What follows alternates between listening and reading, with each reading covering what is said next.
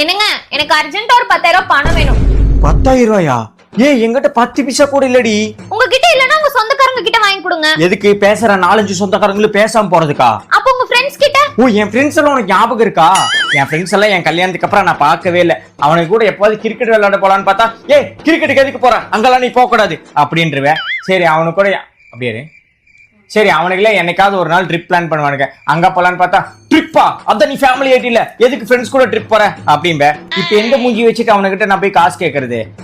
சரி, அதெல்லாம் விடு. இப்ப எதுக்கு உனக்கு 10,000 ரூபா?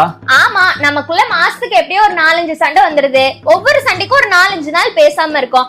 அப்ப எனக்கு ஏதாவது தேவைப்பட்டுச்சுன்னா நான் யார்கிட்ட போய் கேக்குறது? என்கிட்ட காசு இருந்துச்சுன்னா நானே வாங்கிக்கலாம்ல எனக்கு தேவைப்பட்டத.